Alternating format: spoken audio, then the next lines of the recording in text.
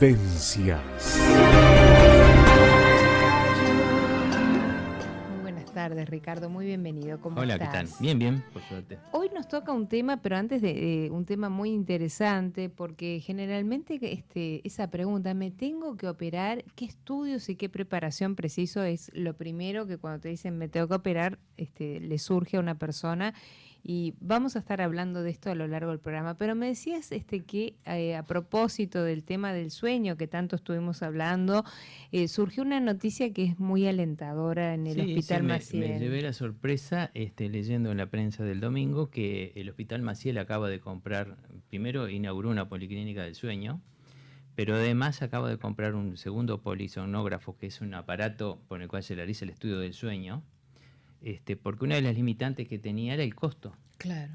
Y derivaba, pero por supuesto no podía derivar todos, tenía que derivar en la medida que se pudiera por un tema de costo, ¿verdad? Y lo van a hacer, eso es un estudio que se hace en 12 o 24 horas. De la noche el paciente se queda a dormir allí, se le coloca una serie de sensores y se miden las apneas, los cambios cardíacos, lo de saturación. Y eso lleva a un técnico que está allí también, entonces por eso es el costo. Y se plantea que creo que empezaron con una cama y iban a incorporar a hacer a 2 camas, o sea, que en realidad podía abaratar bastante y además, lo más importante, estudiar el paciente. Porque uno de los temas, ¿se acuerdan que hablábamos de cuando hablamos de los trastornos del sueño?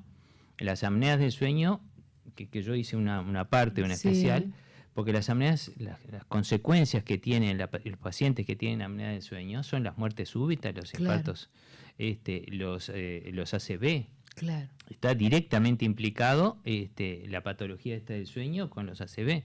Entonces, el poder estudiarlo, pues es un avance que realmente es grato y es bueno reconocer que se están haciendo bien las cosas, que por lo menos se está invirtiendo bien y bueno, es una buena noticia para la gente de ACE por lo menos. Claro, perfecto. Bueno, ya a propósito de que estuvimos tocando, le dedicaste varias columnas, ¿no? Entonces es auspicioso para la gente. Por lo menos se va a hacer diagnósticos y bueno, y se puede estudiar mejor. Se abre otra clínica más, lo cual la competencia es muy sana, pero además se puede estudiar más gente. Lo más importante, por encima de la variable económica, se puede estudiar más gente, se puede diagnosticar más y podemos mejorar nuestra calidad de vida. Claro. Sobre todo nuestra calidad de vida. La gente que no duerme tiene un problema de desconcentración, tiene un problema de depresión, realmente nos va provocando un deterioro físico. Entonces, estudiar y si tiene solución, poder a veces medicarlo, o a veces un cambio de hábito simplemente. Claro. Y cuando requiere, que son apneas, con una colocación de un aparato que es el CPAP, que realmente desde que se han popularizado también han bajado sus costos, le cambiamos la vida a la persona. Bueno, y eso es importante. Es muy importante. Ya ahora con todos estos aparatos en el Maciel le va a cambiar la vida a mucha gente. Sí. Pero hoy nos congrega esta pregunta, me tengo que operar, que cuánta gente va al médico y bueno, le surge una operación así, de la noche a la mañana, ¿no? No, pero ¿qué estudios, qué preparaciones precisamos? No, mira, esto surgió un poco por la idea de que surge siempre, o sea, la gente tiene su médico de confianza, con el cual desarrolla una relación, por supuesto, profesional, pero también un poco de confianza, un poco en amistad. De alguna manera confía en esta persona. Claro. Entonces, lo va a operar un cirujano fulanito. Sí. Lo tiene que ver un anestesista fulanito. Y claro, la gente no tiene por qué ser técnico, no hacer nada. Entonces, a veces la gente se ve como disminuido en cuanto a preguntar. Claro. Y viene al médico general y le preguntan. Viene y dice, doctor, ¿y cuánto está? ¿En cuánto estaría? Y no le pregunta al cirujano, sabe que él hablaba todo eso, pero yo no me animé. O me dijo algo, pero no lo entendí. Porque te pones nervioso, o sea, vamos a partir de una base, que si cuando hay gente que se asusta, le dice, señor, se tiene que operar, ya te agarra de improviso que te tenés que operar, y en ese momento de pronto, no solo porque te asustaste, te olvidás, o no te acordaste de hacerle, viste que las consultas son bastante rápidas, vos sabés bien que son 20, 15 minutos y entra otro paciente. No, por supuesto, además el cirujano tiene que ser expeditivo.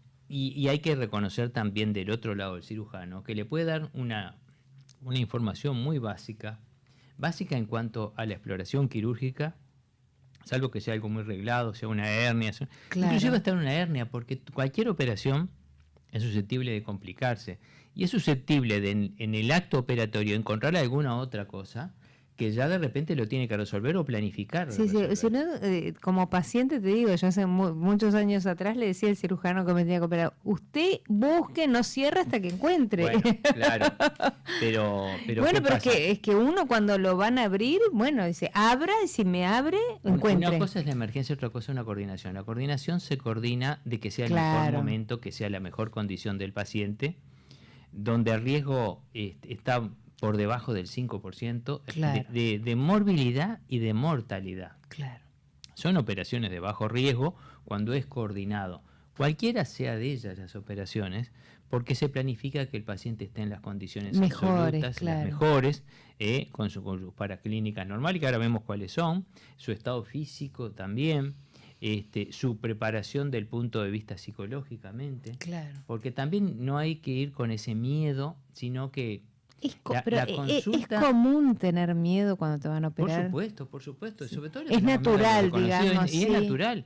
Un poco de ansiedad y de temor es natural. Además, no lo podemos manejar nosotros. Claro. El problema del miedo hacia las enfermedades es que no la podemos manejar, no sabemos cómo manejarla. Claro. Entonces, por eso es que tenemos miedo.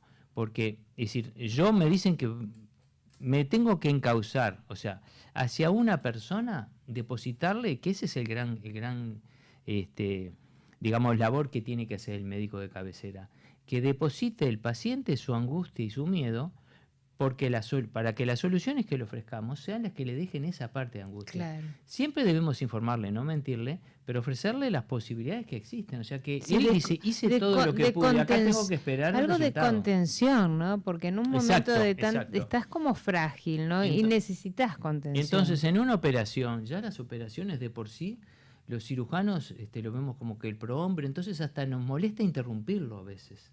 Claro. Y es un médico como otro que hace una actividad distinta y seguramente si sabemos cómo preguntar y si sabemos escuchar, porque también hay que pensar, es decir, le voy a sacar la vesícula, por ejemplo, una colecistectomía. Bueno, le voy a sacar la vesícula, vamos a explorar cómo está ese intestino, cómo se haya... Y de repente se encuentra con un cálculo en la vesícula, fenómeno, pero de repente encuentra un cálculo en el riñón. O lo sacan o lo dejan, o se encuentra que tiene algún divertículo que está allí, o ven alguna úlcera que esté sangrante, o alguna patología extra, o algún ganglio que no correspondiera con la patología esa. Entonces ahí la cosa se puede llegar a extender o puede llegar a explorarse a otra cosa. Claro. Bueno, pero de ahí yo estaba acertada, entonces lo que le decía el cirujano, usted abre, revuelva hasta que encuentre. Pero no todos toman la posición que tomas tú. Oh, claro. La mayoría de la gente... Y bueno, ya que abren, Ricardo, no tengo razón. Claro. Ya que me va a abrir, busque y además, encuentre. La gente le tenía mucho miedo al perder el dominio, cuando me duermo, por ahí me duermen y no me yo despierto, ya si me duermo, haga lo que tiene que hacer, hágase su voluntad. Acá hay primera información que hay que dar para darle tranquilidad a la gente. La cirugía toda es muy reglada. Claro. Nadie opera solo aquello de que veíamos en las seriales americanas, aquellos que había, el doctor Kilder, el doctor, no sé, todos aquellos que había en seriales de médicos, que él se operaba desde un tumor en el cerebro hasta un juanete o una herida de bala o el tumor más grande, era el mismo que se operaba todo. Eso no existe. Claro. ¿Tá? Hoy por hoy se coordina bien, se planifica la operación entre los distintos técnicos, no es uno solo, es un equipo el que opera. Claro, multidisciplinario. En el cual opera de acuerdo a la condición y se busca la mejor condición. El mejor momento, que muchas veces es una urgencia, pero se busca el mejor momento, compensarlo. Claro. Para disminuir, para primero ser más efectivo, más eficiente. Claro. Y después que realmente sea curativo. Claro. O por lo menos lo mejor paliativamente posible. Sí, aún en las urgencias, gente que es operada de urgencias, como decís tú, se busca el momento dentro de esa urgencia que sea lo más, digamos, mejor para esa persona, ¿no? Lo mismo ahora se hace una consulta preanestésica, que lo cual, porque antes se encontraban con el anestesista en el momento de la operación. Uh-huh. Y ahora la consulta preanestésica no es que te ve el anestesista que te va a hacer la anestesia, pero sí te ve un anestesista en el cual le llevas todas las rutinas que te va a pedir el médico, el cirujano o el mismo anestesista, y la función de él es que uno se saque las dudas. Explicarle qué tipo de anestesia, digamos, qué síntomas puede sentir previo, posteriormente. Claro, la rehabilitación del punto de vista anestésico. Claro, y medio asociado a lo quirúrgico. Porque a veces, viste que hay gente que la anestesia le da vómitos, le cae mal, o sea, no todo el mundo. El interrogatorio, por ejemplo, si es un alérgico, no se usan determinados fármacos. Si el paciente ha tenido algún antecedente de alguna cirugía con alguna... porque a veces no es que... ¿Por qué la anestesia da vómitos? A ver, no pregunta. Todos los anestésicos, ahí está. A ver, pero en algunos casos hay gente que le da vómitos. ¿Por qué se debe eso? No, porque el sistema... Primero, hay varias cosas. El ayuno prolongado, que nos lleva a que el ácido clorhídrico se acumula en el estómago. Inclusive, viste que los ayunos han cambiado. Antes le dejaban 12 horas de ayuno, ahora le hacen 3 horas de ayuno. Porque el peligro en el ayuno es que un paciente se vomite en el posoperatorio. Por la sensación que tú decís, porque queda el sistema nervioso por la anestesia, puede quedar hiperexcitado y generar el centro del vómito estar estimulado. Entonces queda nauseoso y puede vomitarse. El tema es que muchas veces dejar a un paciente muchas horas en ayuno, el estómago se le llena de ácido clorhídrico, entonces cuando vomita puede aspirarse a ácido clorhídrico. Ahora, si ese paciente lo dejamos comer y está con el estómago pletórico, obviamente también el vómito puede ser con alimentos y puede ser muy agresivo. Ahora se habla de 3-4 horas de anestesia, excepcionalmente 6, pero nunca más de 6 horas. En general, además por un tema de hidratación también, los pacientes deben estar en un ayuno relativo, pero tampoco, siempre que metabólicamente y que sus enfermedades lo permitan. Claro. Porque si es un diabético, seguramente hay que bajarle la dosis de insulina, adecuarla y darle un suero para que esté hidratado. Muy bien. Es decir, hay que buscar cuáles son los elementos que hacen que el paciente esté en condiciones ideales. Ese es el gran mensaje que uno quiere dar. Pero además, las anestesias hoy por hoy, los anestesistas, los famosos carros de anestesia, te monitorizan, en el cual todas las variables tienen la saturación de oxígeno, la saturación de sangre, la cantidad de fármaco que le están indicando.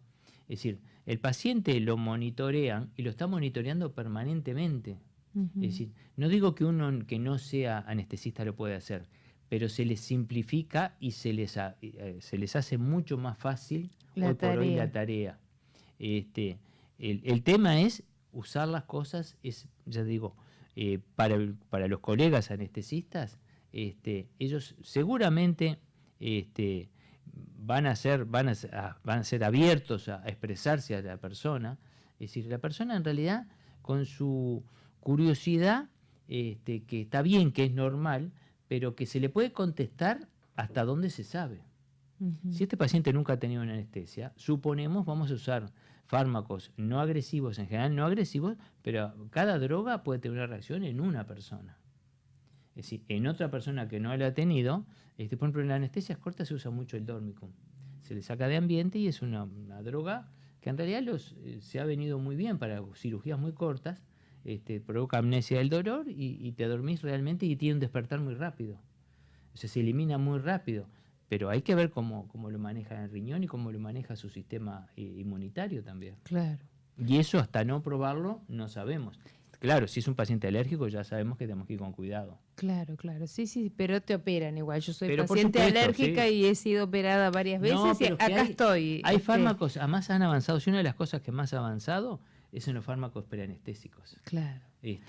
Por eso es tan importante, como bien tú decís, la consulta previa con el anestesista en el que se plantea... Es una consulta preanestésica, que no es el que te va a operar, pero sí ve qué está planteado, qué cirugía, entre qué y qué se va a hacer, o sea, cuál es la mínima y cuál es el máximo que se quiere hacer, y entonces le va a plantear qué tipo de anestesia le va a hacer, cuáles son los pros, cuáles son los contras, las sensaciones que le va a quedar después, que le pueden quedar, y las dudas que el paciente tenga, porque seguramente algún vecino se operó de algo y le quedó un dolorcito, o después unos días no movía una pierna, Es decir, la gente se transmite cosas y no nos dice toda la verdad. Sí, sí, sí, eso es importantísimo. Vamos a hacer una breve pausa y continuamos después de la pausa aquí en Vida Sana, en la columna del doctor Ricardo Velasco, viendo cómo prepararnos para enfrentar una operación, qué estudios tenemos que hacernos, qué son las cosas que tenemos, los exámenes y qué preguntas esas habituales que se nos ocurren para contestar. Y bueno, y también quedan abiertas las líneas de comunicación.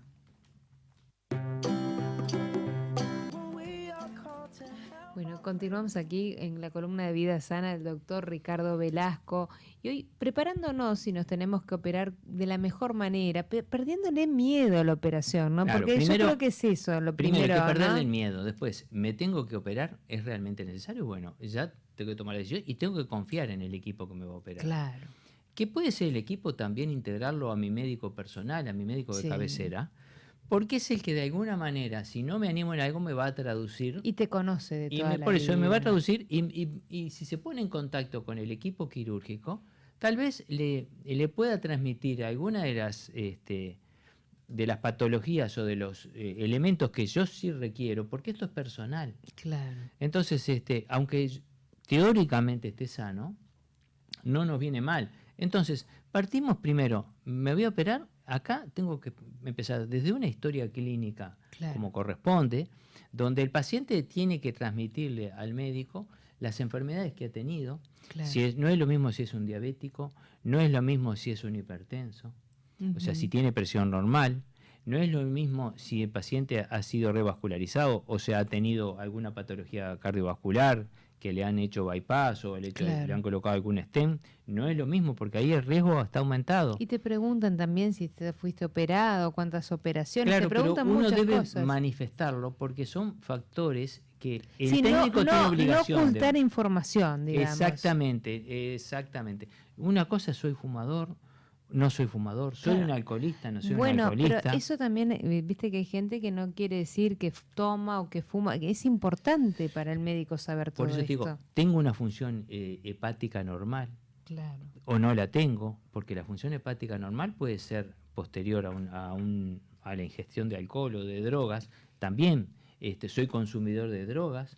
Claro, ahí tengo, ¿y de cuáles? Y además, ahí porque ahí va a tener una tolerancia mayor a los anestésicos. De pronto, hablando del tema que hemos estado hablando, de cómo del sueño, mucha gente toma medicación para dormir. Eso no se puede omitir, es muy importante que el médico anestesista lo sepa. En general, si está medicado por parte médico, en general está en la historia clínica. Estamos hablando, por supuesto, que todos los datos, toda la medicación que tomemos es importante.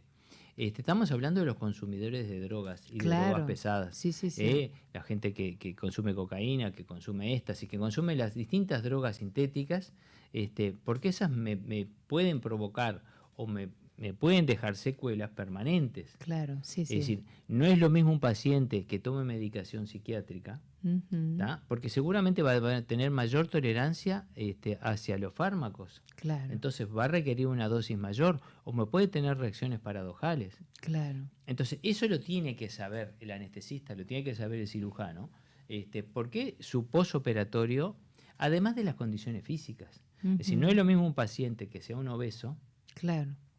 Es decir, las condiciones de que me tengo que operar, ¿cuáles son las condiciones ideales? Bueno, si yo tengo una urgencia es una cosa, si yo una operación coordinada, vieron que a mucha gente, y la gente se inquieta y se enoja, porque me dicen que vengan 6 meses porque tengo mucho sobrepeso, pero no es para que se quede en su casa, es para que trate de regular su peso. Claro. Porque el sobrepeso hace que el corazón trabaje más forzado, que la cicatrización al tener una capa mayor de grasa sea menor, o sea, aumenta el índice de infecciones, nos pone el límite al nivel de la glicemia, o sea, de los azúcares, además del hipercolesterolemia que seguramente tendremos. Claro. Entonces, aumentamos el riesgo.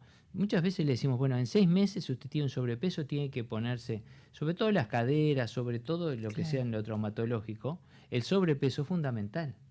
Porque el sobrepeso es la sobrecarga que va a experimentar el corazón, esa prótesis claro, que se va a colocar. Sí, sí, pero sí. además el corazón, el acto operatorio y la sobrevida de esa prótesis que se coloca. Claro. Si yo peso 120 kilos, no es lo mismo que si yo pesara 70. Claro. Es decir, yo estoy teniendo 40, 50 kilos de más que me están sobrecargando también la evolución de esa prótesis. Entonces es importante, si podemos bajar lo mejor que se pueda, porque las condiciones van a ser las mejores. Claro, claro. Entonces vuelvo a repetir, nosotros deberíamos pedirle a nuestro médico, si es que no lo piden ellos, porque a veces si es una cirugía simple, se arregla a veces con una CRAS y con un hemograma y con un electrocardiograma, estaríamos muchas veces en condiciones ya de operarlo. Claro. Se hace un grupo sanguíneo en el momento, porque muchas operaciones ni siquiera son sangrantes, y entonces igual se sabe el grupo sanguíneo por las dudas si hay que reponer por alguna complicación. Pero deberíamos aprovechar nosotros para solicitar a nuestro médico tratante que nos haga una rutina, un chequeo general. Claro. Si voy sano en operación, seguramente el éxito está de mi lado. Si voy en condiciones no muy sanas, patológicas, seguramente puedo tener alguna complicación. Claro, claro. No quiere decir que vaya a tener complicaciones, pero ¿para qué? Si simplemente, a veces con un ajuste de medicación, con un cambio de hábito, hace que podamos mejorar las condiciones y la cirugía viene mejor.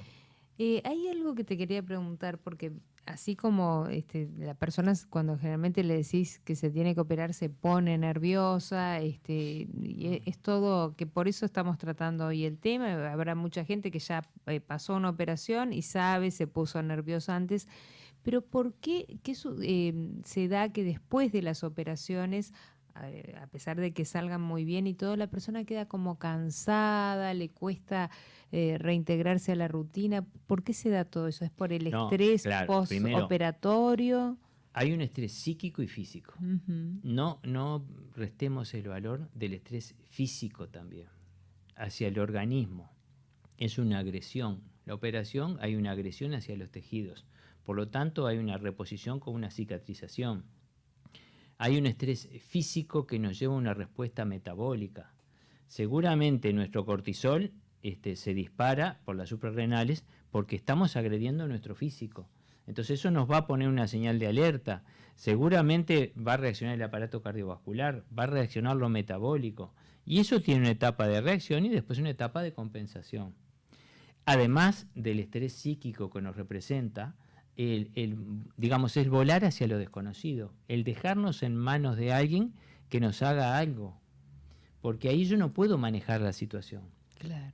Es decir, yo me tengo que entregar y que una persona que me van a dormir, seguramente me despertaré y si no me despierto y qué me va a pasar, porque siempre tenemos la anécdota del, a ver si me entiende, una cirugía que tiene 0,5 de mortalidad, o sea, media persona, digamos, cada 200 personas te puede accidentarse una.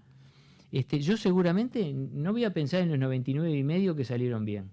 Me va a quedar el ejemplo que yo voy a ser esa persona. Y entonces en esa mente, en ese pensamiento que todos los tenemos, porque todos pensamos que nos puede tocar, es como cuando me subo un avión. La gente que te sube un avión tiene miedo que se caiga. ¿Cuántos aviones se caen?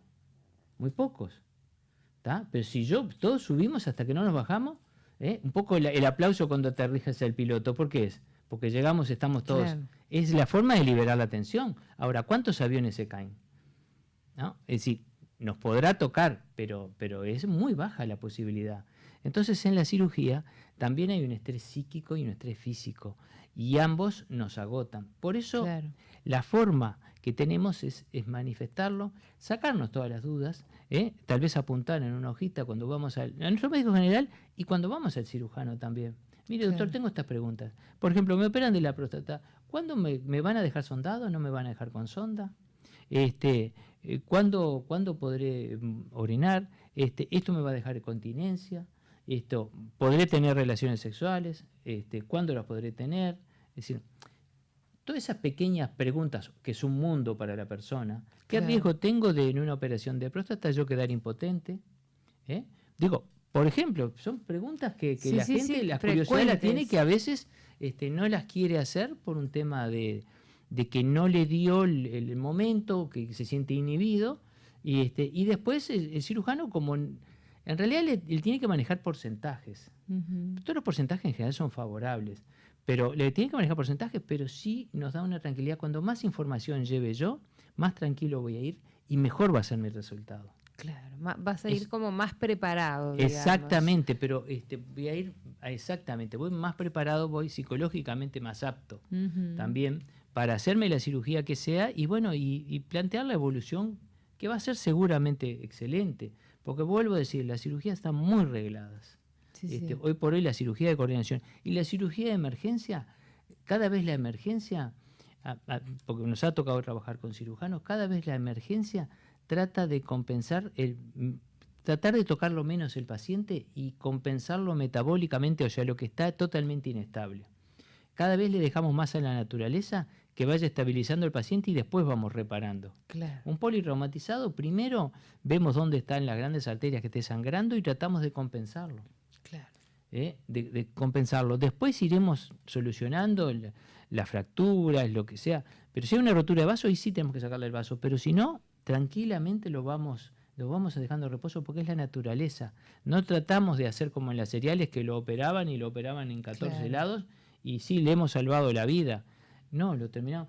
Ustedes habrán sentido cuántos heridos de bala, decían la bala le quedó adentro. Porque la bala esa, removerla muchas veces, o cualquier objeto, removerlo, a veces lleva accidentes, por ejemplo, que puede haber en una cirugía, la rotura de una aguja. Me acuerdo que fue bastante horrible desde el punto de vista, hasta la parte legal, se llevó una complicación, con una cesárea que estaban cerrando y se parte una aguja. La aguja cayó en el campo operatorio, ¿verdad? Y se exploró, se buscó con imán, hay una serie de procedimientos que se hacen, la aguja no apareció. Y claro, después se hace una prueba, una tomografía y se ve el metal. Pero si esta no da ninguna complicación, si esta está allí dormida, no tiene sentido ni reoperar porque no la vamos a encontrar. El tejido lo envuelve y si lo va a eliminar y nos va a poner en evidencia. Claro. Pero no hay que... O sea, el equipo hace lo que tiene que hacer. Ningún equipo va a entrar en hacer una cirugía para perjudicar a un paciente. Claro. Pero eso es importante, pero ir con la fe que vamos en eso. Hay que poner confianza, pero creo que parte de esta columna del día de hoy es importante sacarnos las dudas, hablar con los médicos que te van a atender, plantear todas las dudas y ir con todos los estudios que son más que importantes. Hacemos la última pausa y continuamos aquí en Vivencias con la columna del doctor Ricardo Velasco, Vida Sana. Bueno, y estamos en los últimos minutos con esa pregunta que muchos oyentes quizás estén en vísperas de una operación, preparándose, haciéndose estudios. ¿Cuáles son los estudios, como decíamos, a grandes rasgos que son necesarios presentar básicamente ante una los operación? Estudios de coagulación debían hacerse todos por la posibilidad ante un sangrado o que tengamos algún tipo de patología, o sea, una crasis, un hemograma para saber cómo estamos de nuestros glóbulos rojos en nuestras plaquetas. Si ya te digo, un electrocardiograma, que eso nos va a dar basalmente cómo está nuestro corazón, si somos fumadores, una plaquita de tórax, o hemos tenido antecedentes de EPOC o de algún tipo de patología respiratoria, una placa de tórax corresponde. Si bien ahora se trata de hacer menos, la placa de tórax siempre es seguro en nuestro país que haya que tenerlo. Claro. Y además ahora con la contaminación ambiental va a ser más necesario todavía. Los equipos nuevos irradian muchísimo menos, así que la placa de tórax no le tengamos miedo tampoco. En cuanto a lo metabólico, bueno, ahí tendríamos que ver una glicemia, por supuesto. Claro. Si es un diabético, una curva de tolerancia de glicemia, o sea, una glicemia postcarga, que eso sería importante saber a qué nivel, cómo estamos metabólicamente. Una orina simple para saber si tenemos una infección urinaria o no. Claro. Los fármacos, que la mayoría de ellos se eliminan por el hígado, y mejor dicho, los filtra el hígado y se eliminan por el riñón, bueno, hay que ver si hay antecedentes de una hepatitis o algo. Nuestra función hepática es importante. Claro. Si hay ingesta de alcohol o de drogas, es importante saber nuestra función hepática. Además de, por ejemplo, el ayuno ese que te mandan, ¿es necesario o está bien hacer unos días antes dieta en las comidas o no es necesario? Sano, no, la idea es comer sano, tratar de no intoxicarse, de que el organismo, porque va a recibir un fármaco, que es un anestésico que se elimina rápidamente, que es un fármaco externo. que no es que nos va a intoxicar, pero sí nos va a saturar el organismo de una sustancia que no es... O sea, son muy seguros, las dosis son muy seguras, porque las dosis siempre se van aumentando de acuerdo al monitoreo del paciente. No es como en la época que se empezó con el éter o los derivados del éter, y que se usaban y que dormíamos el paciente y el problema era, dormirlo era fácil, el problema era despertarlo. Claro, claro. Y en buenas condiciones. Entonces era terapia inhalatoria, que lo cual, hoy por hoy los anestésicos todos son muy seguros. Algunos son anestésicos a su vez y son analgésicos. Y además lo que pasa es que hay algunos han agarrado muy mala fama, como los que usaba Michael Jackson, que son muy buenos anestésicos y muy buen analgésico, pero claro, si se los dan a dosis enormes y se lo administran personalmente sin ningún tipo de control, entonces las armas no matan a la gente. Lo que lo matan algunos, el que tira, o sea, yo puedo tener el revólver y puedo tener las balas. Ahora, eso no mata a una persona. La mata si alguien lo empuña, carga el arma y le apunta y tira. Entonces, los fármacos están inventados para otra cosa. Son muy seguros. Hay fármacos para distintos tipos de patologías. Si soy un alérgico, si tengo un problema hepático, si tengo un problema respiratorio. Entonces, puedo usar distintos tipos de fármacos y a dosis distintas. Se van haciendo a veces microdosis. Eso lleva a mayor monitoreo de parte del anestesista para mantener al paciente dormido, pero en un límite que esté dormido bien. Y en analgesia, porque la idea es... El derecho a no sentir dolor es un derecho humano. Claro, eso es fundamental. Pero es fundamental. Y además te da la posibilidad de que ya vas sabiendo que que vas a sufrir lo menos posible. Claro. Otra cosa que decíamos, que bueno, quizás sea la primera operación, pero hay gente que no es la primera vez que se opere, ya tuvo una mala experiencia, como te decía, después de la operación, sale con estado nauseoso o vómitos. Eso es importante que se lo digan al anestesista, ¿verdad? Toda la información que tenga, sobre todo ahora se usa mucho en las cirugías estéticas, que la cirugía estética la gente a veces no quiere decir porque es como una especie de suntuario. El sentirse malo, el querer sentirse bien, con una parte de modificar algo de mi organismo que me está molestando, que psicológicamente me causa, es también un derecho. O sea que no hay que sentirse mal ni sentirse que soy menos. No es menos una apendicitis que una rinoplastia. No es menos una cirugía de mama que una hernia. Es decir, bueno, pero hasta hace un tiempo las cirugías estéticas estaban mal vistas. Bueno, porque es moda, porque era el suntuario. ¿Y por qué es mirar para abajo y es mirar hacia lo mediocre? Estamos más abiertos ahora, me parece que estamos en una sociedad más abierta. Cuando se le opera a una mujer por un tumor de mama, ya está incluido, inclusive en el sistema de salud, la colocación de una prótesis. De una prótesis, claro. Ya está incluido. Es decir, el ministerio da, el Fondo Nacional da la prótesis y se le coloca una prótesis. O sea, la mujer que quiere, primero, la mamografía total prácticamente no se usa. Se usa ahora y tiene casi los mismos resultados la cirugía parcial. Pero si fuera así la cirugía radical, la colocación de la prótesis está incluida. O sea, si la mujer, si la persona lo requiere, si se siente que es menos, que va a estar, bueno, también es un derecho que tiene la persona. Claro. Entonces, no se sientan en menos de preguntar. Entonces dijimos, estas rutinas básicas que estamos pidiendo nosotros, porque ya nos van a andar, porque tenemos que ir en las mejores condiciones para ir nosotros más tranquilos y para que el equipo técnico también vaya más tranquilo en la operación. Pero el mensaje sobre todo que queremos darle es que hoy por hoy las cirugías son seguras. Si no tengan miedo en preguntar. Claro. Todas las dudas son todas porque... Y a veces hasta es bueno, no sé si estarás de acuerdo con que hay que anotar, hay que llevar anotado, porque uno en el momento se olvida. Entonces, antes de ir al médico, llevar una lista con todas las dudas que tengamos, ¿no? Vuelvo a decir, los hombres con las operaciones de próstata y las mujeres con las operaciones que hay, sacarle los ovarios o sacar el útero, esterectomía, todo eso, les quedan un montón de dudas y bueno, y hay que operaciones que son relativamente frecuentes y bueno, hay que preguntarlas. ¿Y esto qué me va a causar? ¿Y esto me puede causar? Y no tener vergüenza de preguntar, porque para eso está el médico, para que evacuar todas las dudas. Nos va a contestar en la medida que se pueda, en la medida que tenga las respuestas claras. En la demás nos va a tirar en los porcentajes, porque es así. Claro, aparte nadie tiene todas las respuestas en sí. No tendrán todas las respuestas, pero tampoco hay que avergonzarse por tener dudas y querer saber. Ha sido un inmenso placer, como siempre, como todos los jueves, Ricardo. Nos encontramos el próximo jueves. Muchísimas gracias a todos por su atención. Vivencias.